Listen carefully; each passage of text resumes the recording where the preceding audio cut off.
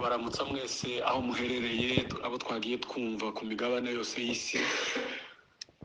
Imana ihabwa icyubahiro ku bw'uyu mwanya yongeye kutwemerera kugira ngo dutaramane, kugira ngo duhure mu giterane kimeze gutya. Ibi nabyo ni umugambi w'Imana, kuko hari ibiterane byinshi twabayemo, abantu bicaranye, abantu barebana, barangiza bakaramukanya. Ibi nabyo twari tubitegereje, kandi nabyo byari mu masezerano y'Imana. Amen. Reka nubwo barangije gusenga, reka natwe dushime Imana. Dusenge, dushime Imana mu isengesho rigufi, ko mu migabane yose, mu miryango yose, mu mahanga yose, Imana yatwemeye ikaduha aka kanya kugira ngo abantu bose badutege amatwi, nk'uko wari uvuye gusenga avuye kubivuga. Ukurikije imiterere n'akarande n'intege nke n'ibindi, ntekereza ko twari kuzagerwaho bitinze, ariko kubw'umugambi w'Imana na gahunda yayo hano iwacu mu rugo, reka dushime Imana. Reka nsabe madamu asenge isengesho ryo gushima Imana rigufi, hanyuma dukomeze. Amen. Turagushimiye Imana ikomeye cyane, Imana igira neza. Turagushimiye kuri iki gitondo cy'umugisha, gitondo kidasanzwe, gitondo turemeyemo kugira ngo tukishimiremo. Tugize umugisha wo gutekereza Mana, tukaba dutekereza urukundo rwawe n'imbabazi zawe. Tugize umugisha wo gutaramana n'abera bose ku isi bagitegereje kugaruka kwawe Mana. Uri Imana y'ibihe byose, uri Imana ihindura, uri Imana izivuga bikaba, wategeka bigakomera. Turagushimye ku burinzi bwawe Mana, turagushimye ko tugikomeje kugukunda, turagushimye ko dukomeje kukugirira icyizere. Uri uwo kwizerwa ibihe byose Mana. Turagushimye ku bantu bose Mana bagikunze kumva Yesu, batigikunze kumenya imikorere y'Imana, kuko umenya n'iby'agaciro. Ni byiza kumenya Imana. Erega Mana, ibyo dutekereza ni byiza, ntabwo ari ibibi. Mana, ndagushimye ku bantu bose bagikomeje gukunda Yesu Mana, hirya no hino, abari hanze, abari kure, ariko bakaba bagifite umutima wo gukunda Imana. Muririmbyi yararinze aravuga ngo twakuvaho tukaja he, ko ari wowe ufite amagambo meza, amagambo azahumuriza imitima y'abera Mana. Ubishimwe urabikurira uwo gushimwa. Aya masaha turimo turavuga gukomera kwawe, turavuga uburinzi bwawe, turavuga ukuntu turinda mu muhanda, turavuga ukuntu tuba tugihari. Ishimwe rikomeye kuba tugihari. Hari ababyeyi beza, abapapa beza bakoreye Imana, ariko ubundi bagihari, ariko twebwe turahari. Si uko turi beza, si nuko dukiranutse cyane, si nuko tugukorera cyane, si uko tugukunda cyane Mana, ni kubw'imbabazi zawe Mana. Ariko ndagushimye kumva amajwi y'ababyeyi bacu twakoranye umurimo w'Imana kera, ariko Mana bakaba bagihagaze bakivuga imbaraga zawe Mana. Imbaraga zawe zirakomeye Mana, imbaraga zawe zirakomeye. Imitima yacu ikomeje kukwiringira. Hari ibyo wakoze imitima yacu idashobora kukuvaho Mana. Hariho bimwe na bimwe twabonye n'amaso yacu, dukomeje kukugirira icyizere Mana. Ubishimwe urabikwiriye.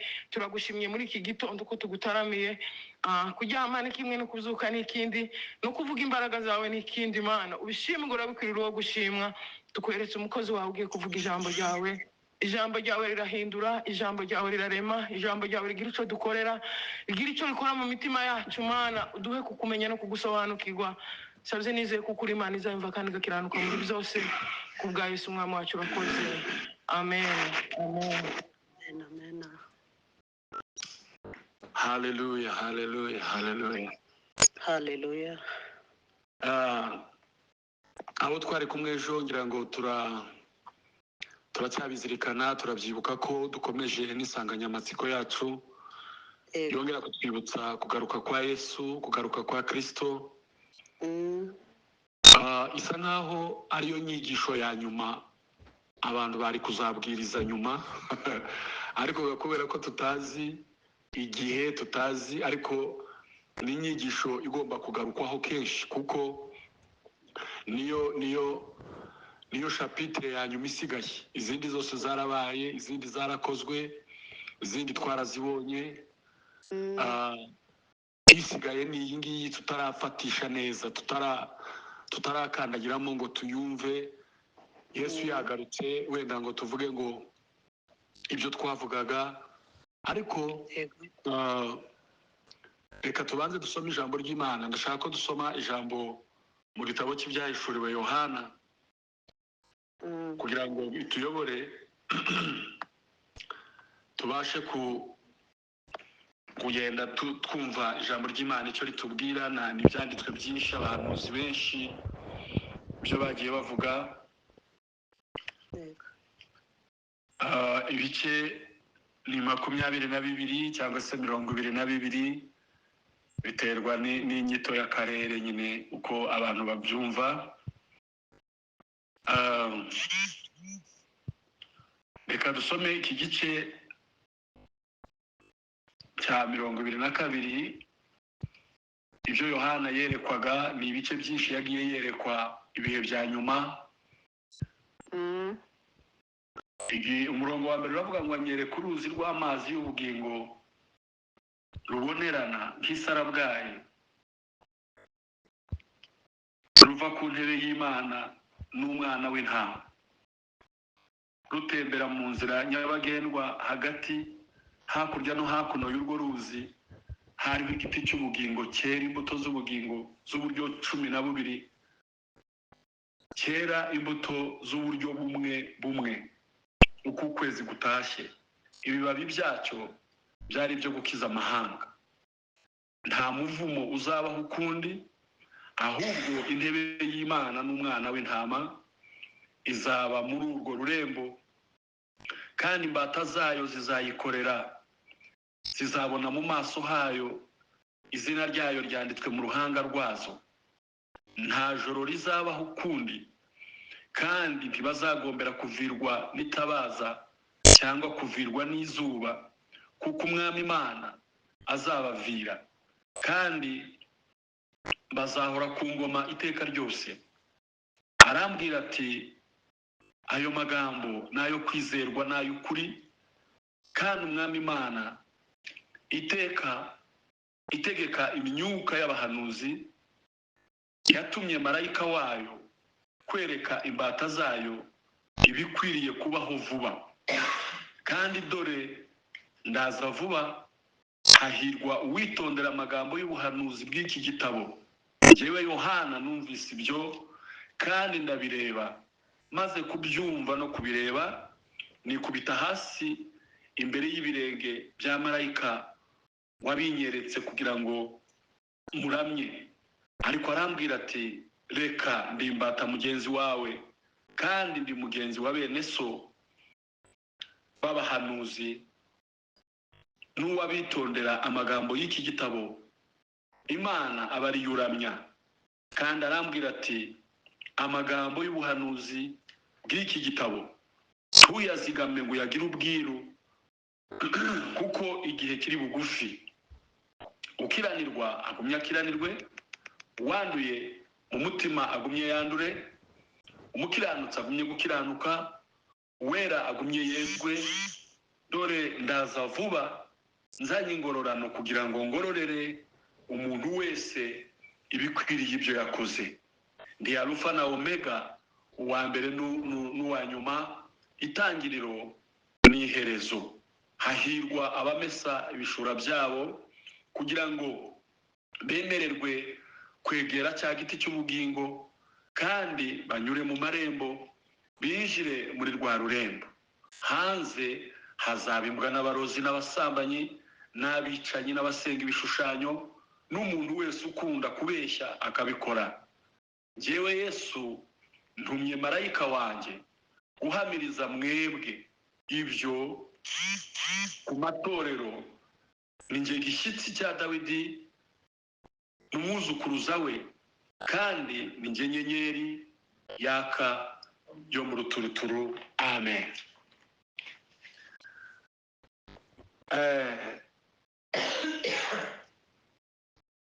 Amen. Amena. Amen. Yeah.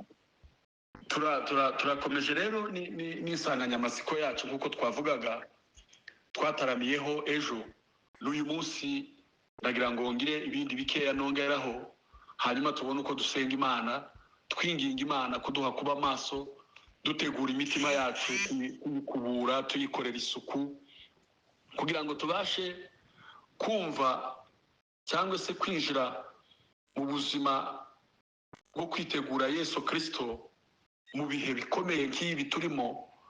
Abo twari kumwe ejo ndagomeza kubibutsa n'abaje uyu munsi turabakiriye kandi nabo barabizi n'abarimu n'abigisha barabyumvise aya makuru barayafite kugira ngo tubashe kwitegura. Uyu munsi turarebera hamwe ibimenyetso bitandukanye. Ese ikintu cyose iyo kiza kuba kibanza kugira ibimenyetso. Iyo mu mubiri hinjiye ikintu kidasanzwe hari ibimenyetso abantu bareberaho. Iyo ikirere kigiye gutanga imvura cyangwa izuba hari ibimenyetso. Yesu yigeze kubwira abantu arababwira ngo iyo mubonye izuba rirashe muravuga ngo uyu munsi biragenda gutya, mwabona rirenze mukavuga ngo ejo bizagenda gutya, ariko ibyanjye byarabayobeye. Nagiye numva indirimbo nyinshi, harizo nuko hari uwabivuze ejo avuga ko hari indirimbo zagombaga kuririmba ubu zaririmbwe kera zisa nkaho zihagaze ni nziza, ariko inyinshi zahanuraga, inyinshi zagaragazaga ko Yesu Kristo ari hafi. Abantu bakabyuka mu gitondo bamwiteguye, abantu bukira baryama bavuga ko budacya, abantu bagasezerana bavuga ngo hari kitwongera kubonanira muri ubu buzima.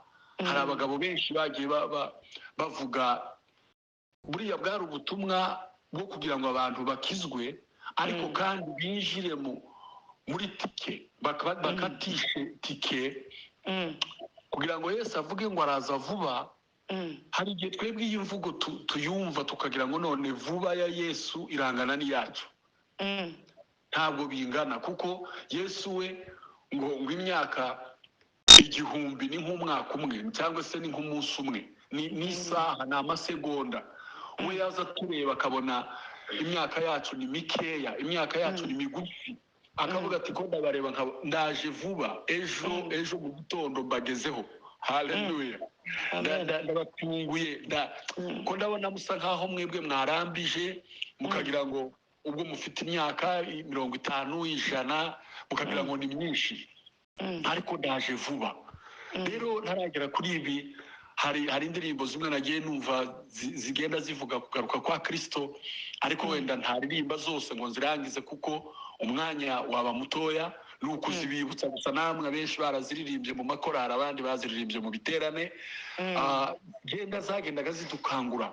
Izo zaratwubakiye, zubakiye ingo nyinshi, zubakiye amatorero menshi, zubakiye imiryango myinshi.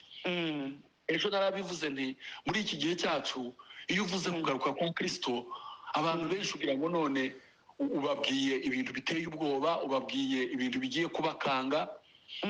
Ariko abanyumva mwese twishimire kugaruka kwa Kristo. Haleluya. Niyo makuru meza asigaye, niyo nkuru nziza isigaye. Ejo nabikomojeho, inkuru nziza yagombaga kuvuka, yavugaga kuvuka kwa Yesu yaravuzwe, yavugaga kuzuka, yavugaga gucungura abantu no gutanga agakiza, iyo yarabonetse. Ariko inkuru nziza isigaye y'amahoro yururutse imitima nuko Yesu azagaruka. Nuko Yesu azagaruka, abarira, abaremererewe, abafite intimba, abari mu ntambara, abari mu nkambi, abari mu bitaro, ababuze abana, ababuze ababyeyi, ibintu bidasobanutse. Ibi byose nta kindi kizabitwikurura, nta kindi kizabiha umunezero, nuko Kristo azagaruka. Amen. Haleluya, haleluya. Turi hafi yo kuzabona Yesu aje kureba umugeni wamwemeye, azareba imyambaro y'umugeni, ariyo mirimo yo gukiranuka.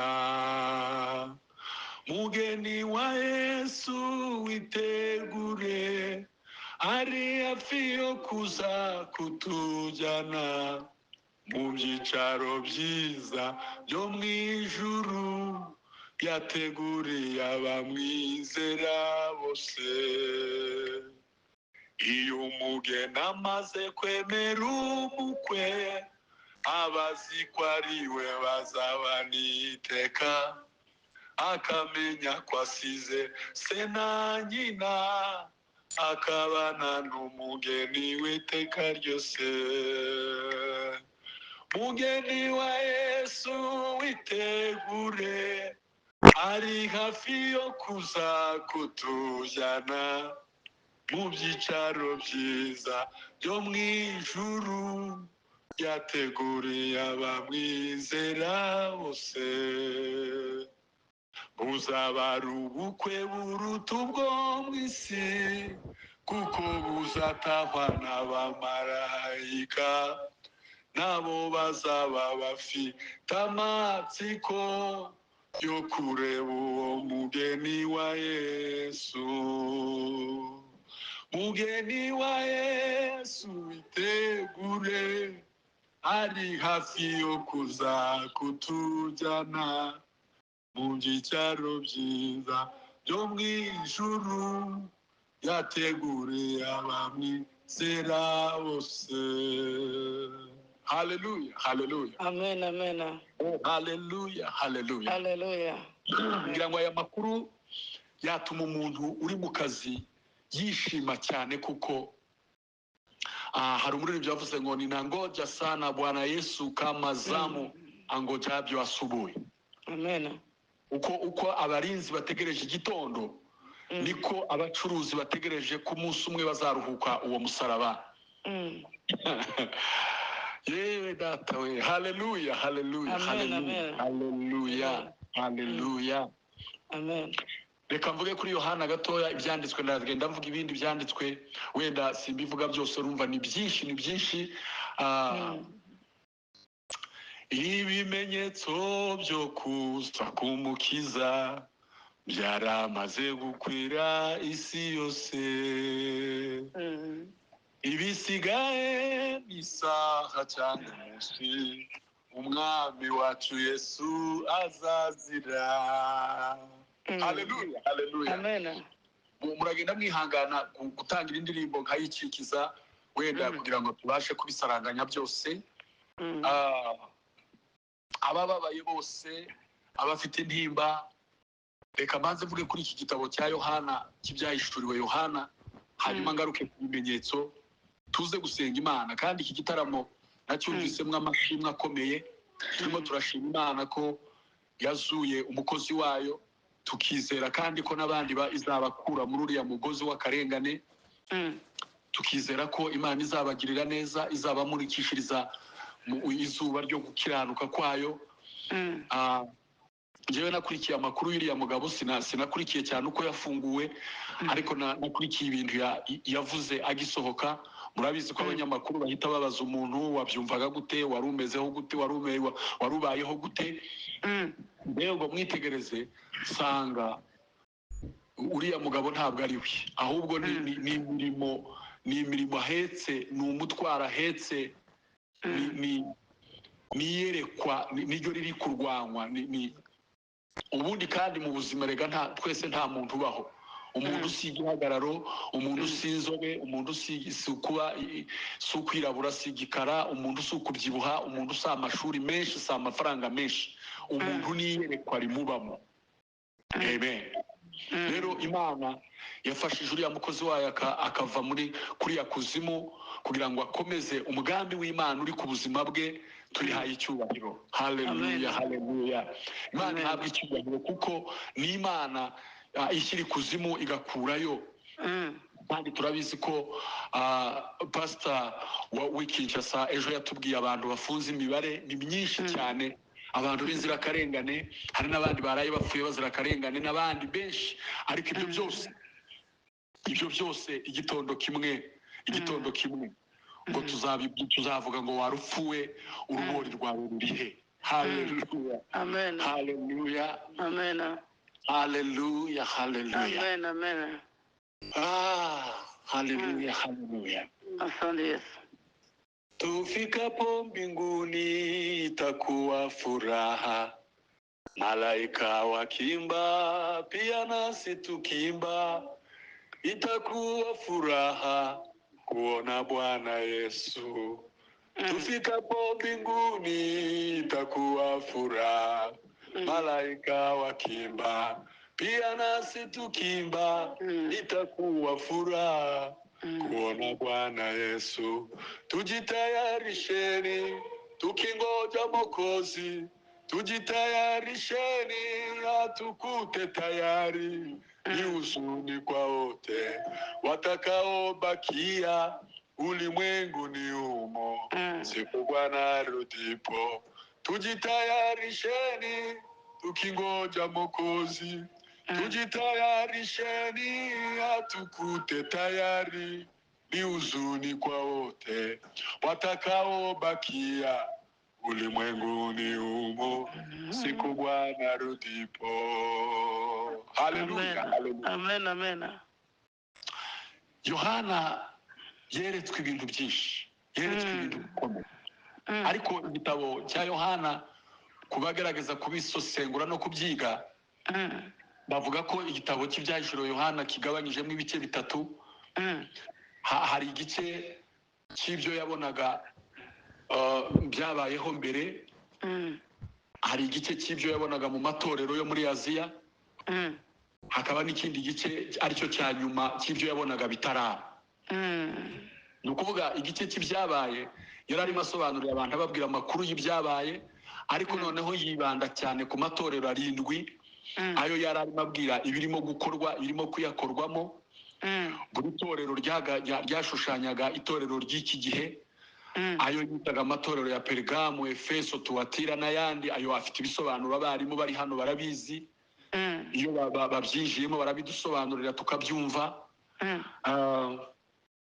Agenda avuga ngo cyane yabwiye byo nibuka ku itorero ry'Efeso, ababwira ngo wibuke urukundo rwawe rwa mbere, ngo nutihana ngo ndaza gukuraho itereko kitabaza hacyo, kugira ngo wihane usubire mu mwanya wawe. Bimwe mu bituma twitegura Yesu Kristo ni ukwibuka urukundo rwa mbere. Haleluya. Ni ukwibuka ibitaramo, ni ukwibuka amasengesho, ni ukwibuka amajoro abantu baraye, ni ukwibuka imitima yahagiraga, imitima yabaga ifite inyota imeze nk'isararo, inyota imeze nk'ibisazi. Abantu bazamuka imisozi, abantu bakora imirimo, abantu batanga ibyabo. Urwo ni urukundo rwa mbere. Haleluya, haleluya. Urukundo rwa mbere rwatumaga abantu barara amajoro, abantu bakasiga abana, abandi bakabaheka. Bana we, twibutse urukundo rwa mbere, uzadusange turi mu rukundo rwa mbere. Haleluya, haleluya. Tujitayarisheni tukingoja Mwokozi, tujitayarishe atukute tayari. Amen, amen, amen. Haleluya. Mu gice rero cya nyuma cya Yohana kibitaraza, nibyo yagendaga yerekwa ngo inzabya 7, akerekwa inyamaswa 7, inyamaswa y'umukara, y'ikijuju, y'umweru, n'uyihetse ifarashi n'ibindi. Ibyo byose yarabibonye, ariko ageze mu gice cya nyuma aravuga ngo marayika ngo waje kumwereka, ngo amwereka umurwa, amwereka ururembo, amwereka ibiri muri urwo rurembo, ngo amwereka uruzi, amwereka umugezi munini, amwereka ngo urwo ruzi rwari rufite igiti gitangaje. Icyo giti ngo cyari gifite ngo igiti hakuno no hakurya, ngo cyeraga imbuto zikiza, imbuto z'ubugingo. Aya ni amakuru, ntabwo ndi busubiremo inyuguti ku yindi, cyane cyane ndajya ahantu havuga ngo dore ndaza vuba nzanye ingororano. Haleluya, haleluya. Amen. Twataramanye n'abakozi b'Imana benshi, umuririmbyi aravuga ngo benshi warabacuye, baratashye, bararuhutse, barategereje. Uko ni ukuri. Nta kabuza tuzabonana nabo. Mwarishimwe. Amarembo niyugururwa, ni igipangu kidutandukanyije gusa, ni icyumba, ni rido iri hagati yacu. Umunsi umwe rizavaho abo twatandukanye tubabone, dutaramane, twongere turirimbane, ngo twambaye imibiri mishya, twambaye imibiri itarwara, twambaye imibiri idapfa, twambaye imibiri itazongera kwandura, imibiri idafite ubukene, imibiri idafite ubwoba, imibiri idafite ubusumbane, imibiri itari mu marushanwa. Ubuzima bwacu ni mu marushanwa. Ariko reka mbe mpagaze aho ngaho gatoya gusa, reka manuke ku bimenyetso bigaragaza kugaruka kwa Kristo. Haleluya, haleluya. Amen. Hari ibimenyetso byerekana ko ari hafi. Tugarutse muri Matayo ibice 24, hari aho yavuze ngo muzumva intambara, muzumva impuha z'intambara, ngo abenshi bazabica, bazabarenganya, ngo urukundo rwa benshi ruzakonja. Hariho muri kiriya gice harimo ibice bibiri. Hari igice cyavugaga kurimbuka kwa Yerusalemu, hakaza n'igice cyavugaga kugaruka kwa Kristo. Iyo uri mu gice cyo kurimbuka kwa Yerusalemu, abenshi bakitiranya no kugaruka kwa Kristo, ariko hari ikivuga kugaruka kwa Kristo kigaragaza ko bivuga ngo ikimenyetso cya mbere kizaba gikomeye. Harimo bibiri, haravuga ngo urukundo rwa benshi ruzakonja. Urukundo ruzakonja, abantu bazibagirwa, ineza izahagarara, kugira neza bizagabanuka, abantu bazangana nta mpamvu, abantu bazasubiranamo, abantu bahararukane. Icyo ni ikimenyetso ngira ngo murabona aho kigeze. Mu miryango abantu ko barangana bapfa ubusa, abantu ko baravugana ntibumvikane, abakazana n'abana ba nyirabukwe, abahungu n'abasebukwe, abantu n'abaramu babo, abana n'ababyeyi, abakozi n'abakoresha, abapasiteri n'abakristo, kugeza ku bacuruzi n'abaje kurangura, kugeza ku urukundo ruzakonja. Icyo ni ikimenyetso gikomeye, urukundo ruzakonja. Hazaba intambara. Muribuka ukuntu twari dutuye, abantu tubana na bene wacu, dufite abira, dusabana, amazi n'umuriro, tugenderana. Njya nibuka igihe twamanukaga tukarara Ibaraka, tukarara aha twagiye mu giterane Ikabera, tukarara mu rusuku, abantu bakishima. Mana we. Ariko intambara zikamanuka, abantu bagasubiranamo nta mpamvu. N'ubu abantu ntibazi icyo bapfa. N'ubu abantu ngo iyo bari barasana baza bahamagarana ngo ariko runaka ko turafiki niki, bakavuga ngo wenda kuzi ngo igirayo ngo ntakurasa. Ariko kubera intambara, impuha z'intambara, ubu ngubu buri guca mu gitondo dufite impuha z'intambara. Umuntu akamavyuka mu gitondo ngo barambwiye ngo nimuyabaze, abafite za WhatsApp turarushye, abantu barasoma bakarara badasinziriye, abandi bakirirwa batariye kubera impuha z'intambara. Ibi ni ibimenyetso. Ukuvuga ngo hari ikimenyetso cy'urukundo ruzakonja, hari ikimenyetso cy'intambara, hakaba n'ikindi kimenyetso gikomeye abantu tutari kwitaho kubera cyo gisa nkaho ntacyo kidutwaye, ko gisa nkaho ari cyiza. Ni ikimenyetso kivuga ngo ubwenge buzagwira. Ubwenge bwaragwiriye. Hari wa muririmbyi wavuze ngo ubwenge bwaragwiriye muri iyi si, ngo televiziyo na za ordinateri, ngo ibyogajuru bigenda mu isi, ubwenge bwaramamaye. Ubu ni ubwenge buteye ubwoba.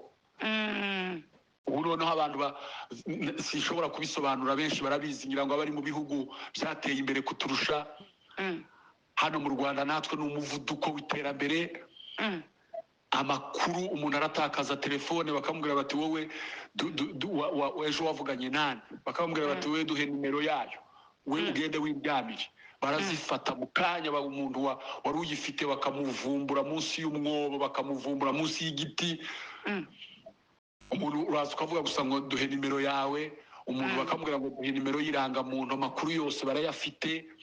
Ubwenge bwagwiriye, ubwenge bwaragwiriye. Hari imashini ziyoboye, hari imashini ziri gukora, hari imashini ziyoboye inama, amakamera, umuntu aranyura munsi y'amakamera bakaba barakubonye. Ubwenge bwaragwiriye. Daniyeli yarabyeretswe aravuga ngo icyo gihe ubwenge buzagwira, ariko abanyabwenge bazabimenya. Hari ubwenge bugwira, ariko hari n'ubwenge bw'Imana. Haleluya, haleluya. Hari ubwenge bwo gutahura ibihe. murebe namwe iki gitaramo, murebe namwe iki giterane. Mu kanya umuyobozi wacu yari arimo yakira abana, natangaye cyane kuko naje gutekereza ko nza kubivugaho. Murebe namwe ibihugu byose abari nimugoroba guhura abantu bari nimugoroba bandi kubahuza n'aba muri mu gitondo.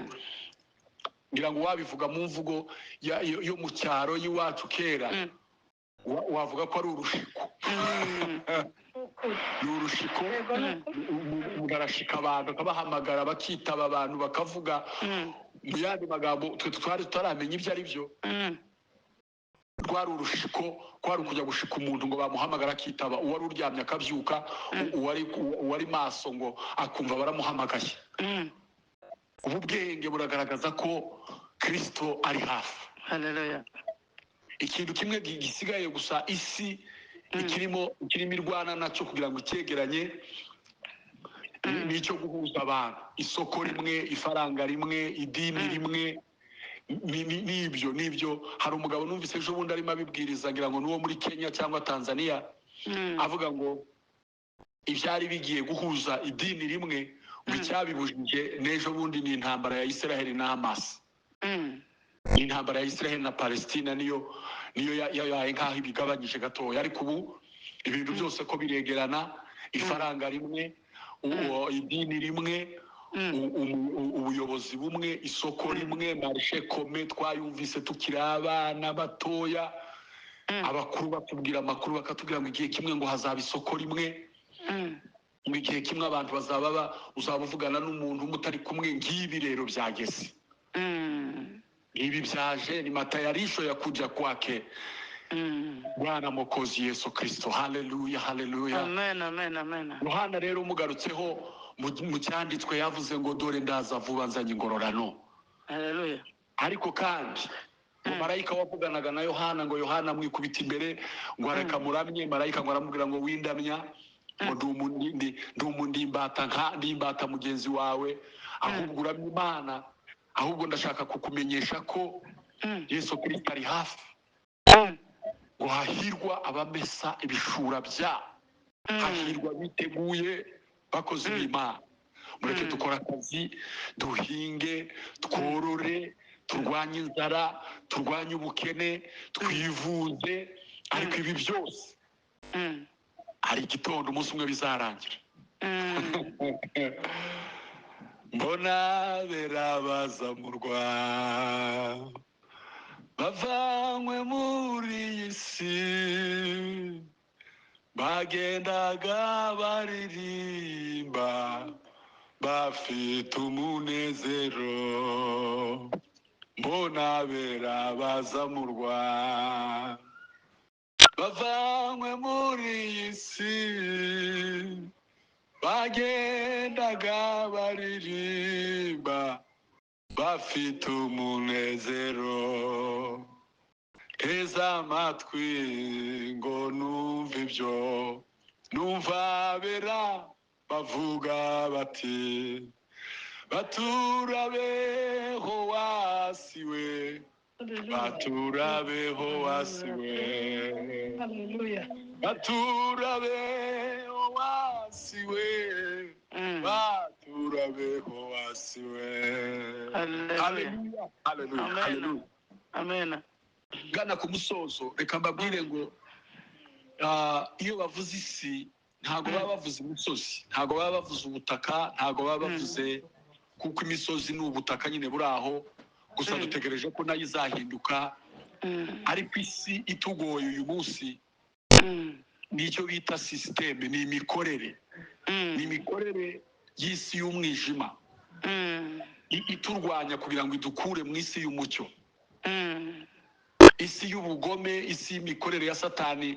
Iyo Pawulo yandikaga avuga mu Bagalatiya, avuga ngo imirimo ya kamere iragaragara niyi, arayivuga yose, ngo ajye kugera mu isi y'umwuka aravuga ngo ariko imbuto z'umwuka nizi, nazo arazivuga.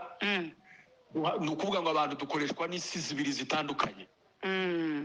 Dukoreshwa, ushobora gukoreshwa n'isi y'umwijima cyangwa ugakoreshwa n'isi y'umucyo. Ariko bamwemeye bose twahindutse abana b'Imana. Haleluya. Abo dutaramanye twese turi mu isi y'umucyo.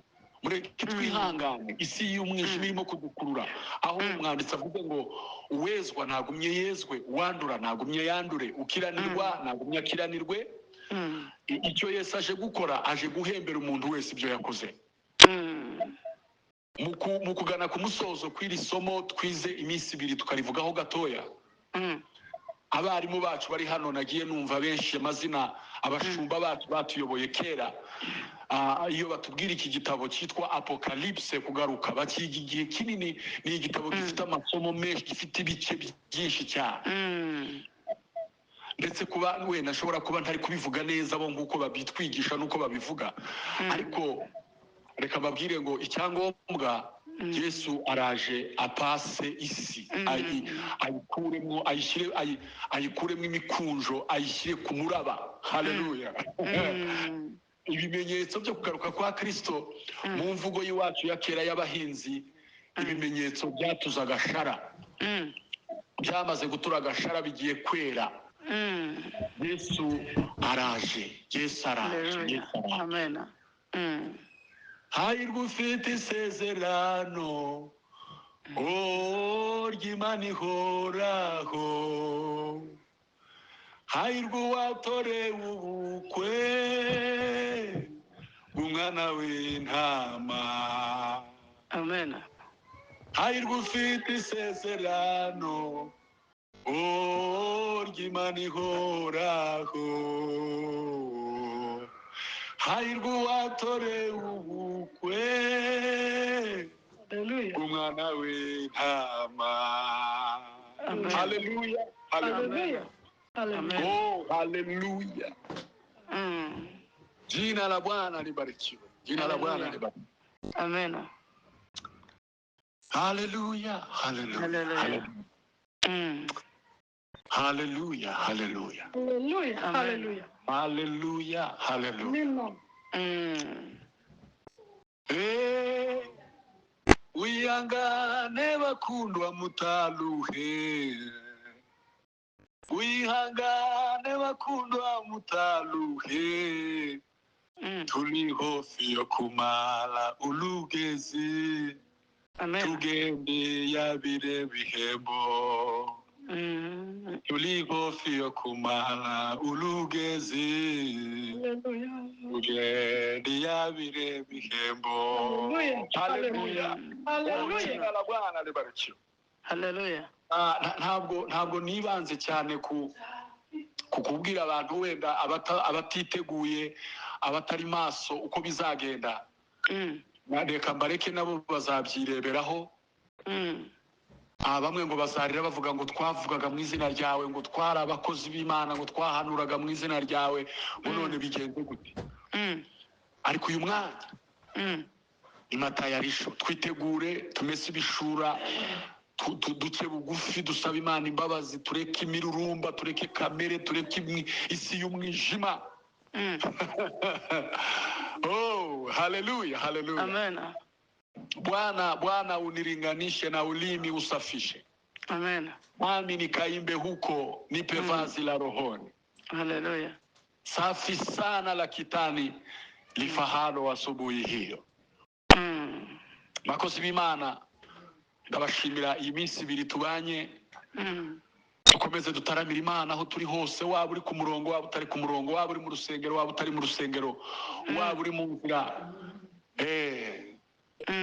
Impanda y'Imana izavuga ejo n'iryo jambo twasomye ngo hamwe n'ijwi rya marayika ukomeye, abazaba barasinziriye niyo bazabanza kuzuka. Tuzabona abera b'Imana mu ijuru abo twataramanye, tuzabona abakozi b'Imana, tuzabona abantu benshi. Haleluya, haleluya. Amen. Reka zoreza aha. Ubu ndumva indirimbo zibaye nyinshi, ndumva ijambo ribaye ryinshi, numva nasenga, numva umutima wanjye wuzuye gukumbura Kristo. Ndamukumbuye, nagire vuba ze, uzaza ryari mucunguzi w'ime bwa bwami budashira. Haleluya.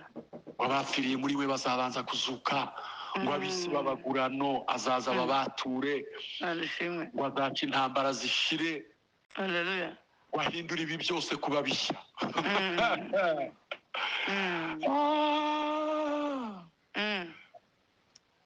Ni wanani watakwenda mbinguni? Ni wale waliokolewa. Haleluya. makao yetu ya milele. Tuzabaho dusugiye, tuzamara imyaka igihumbi muri paradiso. Amen. Reka dusenge, reka mbasengere, kananjye nisengere. Urwo rurembo rwera. Ngo harimo igiti cy'ubugingo cyera imbuto z'uburyo 12. Ngo zera imbuto z'uburyo bumwe cyangwa ubundi. Ibyo ntabwo byahagarika akazi ukora, ntabwo byatuma ureka akazi, ntabwo byatuma ureka kwivuza, ntabwo byatuma ureka nk'uko byari bimeze mu minsi ya Nowa. Ariko reka twitegure ko Kristo araje. Haleluya. Twubake insengero tuzigire neza, ariko twitegura kwaje guhembera umuntu wese. Abatanze amaturo, abatanze ibya 10, abafashije abakene, abafashije abari mu ntambara, abagaburiye abashonje. Ngo Yesu azavuga ngo birya mwakoraga ninjye mwabikoreraga. Ngo tuzamubwira ngo ese ngo twakubonye ryari. Watubwire ngo babandi mwabikoreye ngo ninjye mwabikorera. Mana, mu izina rya Yesu Kristo ndagushimira ineza yawe. Haleluya. Ndagushimira ivuga butumwa ridasanzwe, ndagushimira iki giterane cy'uburyo butangaje. Ndagushimira ko ibihe by'ubwenge waduhaye kubibyaza umusaruro.